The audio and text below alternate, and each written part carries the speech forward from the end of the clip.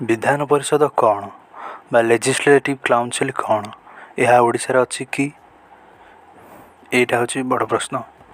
बहुत लोग बहुत लोग भावते विधान सभा जहाँ विधान परिषद से ना विधान सभा आ विधान परिषद दुईटा अलग जिनिस कौन ता पछरे रही कहानी आशा आम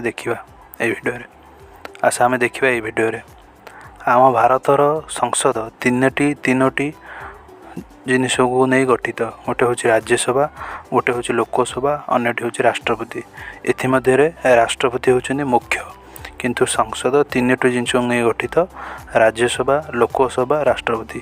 राज्यसभा को अपर हाउस बा उच्च सदन और लोकसभा को लोअर हाउस बा निम्न सदन कह जाए। राज्यसभार कार्यकाल 6 वर्ष होते एवं राज्यसभार सदस्य माने परोक्ष भाव में निर्वाचित होता लोकों द्वारा निर्वाचित जनसाधारण द्वारा निर्वाचित हो न था। लोकसभा किंतु लोकसभा को लोअर हाउस कह जाए बा निम्न सदन कह जाए। लोकसभार कार्यकाल 5 वर्ष होता है और लोकसभार सदस्य माने जनसाधारण मान द्वारा प्रत्यक्ष भाव में निर्वाचित होता। राज्यसभार मुख्य उपराष्ट्रपति होता और लोकसभार मुख्य बाचस्पति होता। सेहीपरि राज्यर दुईटी सदन थाए विधानसभा और विधान परिषद। विधानसभा हूँ निम्न सदन और विधान परिषद हूँ उच्च सदन। विधानसभार मुख्य होचनी बाचस्पति विधान परिषदर मुख्य होचनी चेयरमैन। भारतर सबु राज्य किंतु विधान परिषद न थाए मात्र भारतर 6टी राज्य विधान परिषद थाए।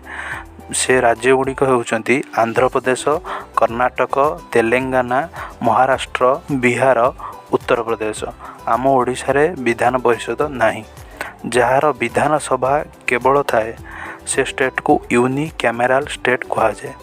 आउ जो स्टेट मानकर बा जो राज्य मानकर विधान सभा और विधान परिषद दुईटी जाक थाए दुईटी सदन थाए से स्टेट मान को बाई कैमेराल स्टेट कह जाए।